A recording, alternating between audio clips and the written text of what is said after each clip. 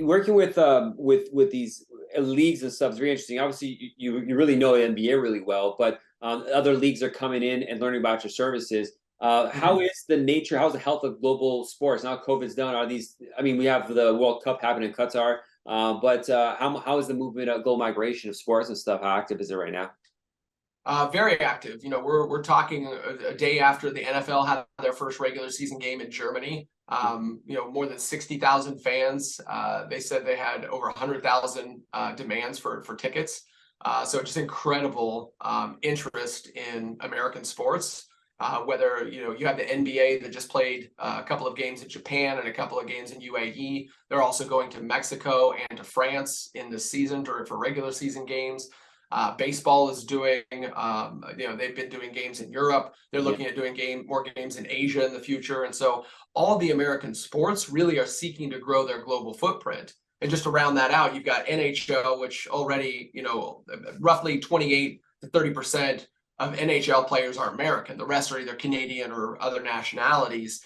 And then you have MLS, which is really getting ready to have a moment, I think. There's increasingly attention around the professionalism of the league, how well it's run, the level of play. It's just growing and growing. And so each one of these leagues, although American based, are seeking to grow their international footprint.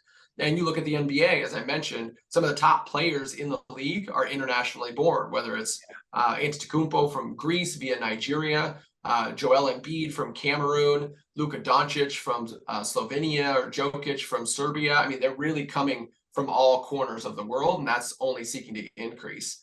Compounding that is the fact you mentioned the World Cup. It's in Qatar in 2022. The next World Cup in 2026 is in the United States. It's split between the US, Mexico, and Canada. Less than 24 months after that will be the Olympics, also in the United States. So in terms of the global sport landscape, the eyes of the world really will be on the United States for the next decade. good, and a lot of O1, EB1A visa opportunities for immigration lawyers. Now, That's true. That's true. one thing that pops up, obviously, the nature of sports, there is a percentage of them that of athletes have drug abuse or criminal activities, and if they're in the United States, they'll deal with that. But U.S. requires waivers sometimes if they have criminal history. You mentioned Japan; they're really hardcore about immigration, especially about crime and stuff. How is the situation getting them there and waivers, or how tough is it? We have Brittany Renner right now stuck in Russia right now. How strict are they with regards to people like American athletes who may have conviction history getting visas to these countries? Is that something that pops up they have to deal with, or in the sports nature, they're more forgiving or issue waivers easier? How does that all work out? It definitely does pop up for sure. Mistakes are made. There's individuals who are in professional sports who have a criminal history. Canada, for example, all NBA teams have to travel to Canada at some point in the season Yeah, to that'd be play a bad the situation. Toronto Raptors. Yeah. And, they're really strict about alcohol-related offenses, for Hmm. example. So if someone, player, coach, staffer has a DUI in the past, that can be a real issue. And so we'll work closely with both Canadian immigration officials and then U.S. Immigration officials at CBP coming back into the country. Canada is one you see a lot because there is obviously so much. It's kind of Yeah. a special relationship there, and then just adjudicating as need be and facilitating the crossing over at the border. But like with Japan, other countries, that what part of what I do, I'm based in Washington, D.C., and it puts me in a position where I can actually sit down with diplomats, and having worked in the Foreign Service, having lived abroad, it really helps break down some of those barriers. It builds that commonality. So prior to the NBA going to Japan, I went and spent a couple of days for meetings at the Japanese embassy, just explained what the NBA was doing, explained what the travel party would look like, and tried to work closely with them to facilitate, because every traveler at that point in time needed a visa. So it was more Yeah. than 500 visas to get into the country.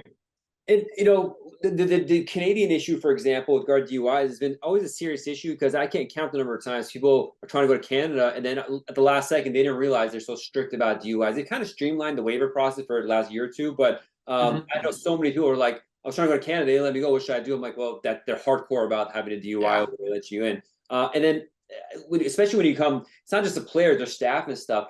How often does it pop up at the last second? You realize, oh, this person has that, and then I mean, I really destroy you. Keep staff member now. They come. How often does that happen, or are you able to work it out a lot of times? How does it, just from experience? What have you seen? Yeah, I think, when I first started, we were really first building this out at the NBA, it would happen more frequently. Now there's just such an awareness around the Yeah. league, and I've worked closely with all 30 teams to ensure that the travelers are in a position to be able to move back and forth as need be across the border without issue. That's not to say that, it's never an issue, and there's a number of NBA players who are from a country that requires a visa to Canada. So we work to make sure that they have the Canadian visa in place so that they can travel into the Okay. country.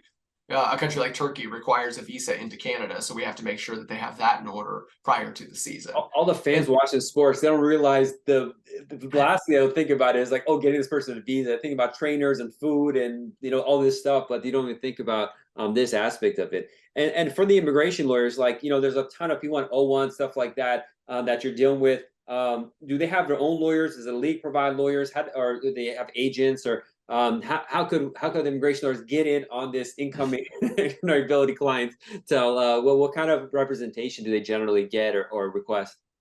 yeah, well, there is a robust network of sports immigration lawyers out there, and I've been fortunate enough to get to know a number of them in that space and work closely with them. So what I always tell them is, what I'm doing with Jetter Global really augments their services. So, and again, in no way supplants what they're doing with their client. There's a role and a place for the attorney, but increasingly there's a role and a place for somebody who can help work behind the scenes to expedite appointments. And so, to your question, on the NBA side, they don't oversee the visa process directly, in that there's not immigration attorneys on staff. Teams are free to work with individual law firms of their choosing, and all have some law firm, all of whom I work with from an NBA perspective. But now expanding out into other leagues, each league kind of does it differently. Some will do the petitions through the league office, and then where the O's and P's actually come through the league office and then are carried at the team level. Others do it at the team level, where the petitioner is the team entity itself. So it depends on the sport and kind of how the league has set that up.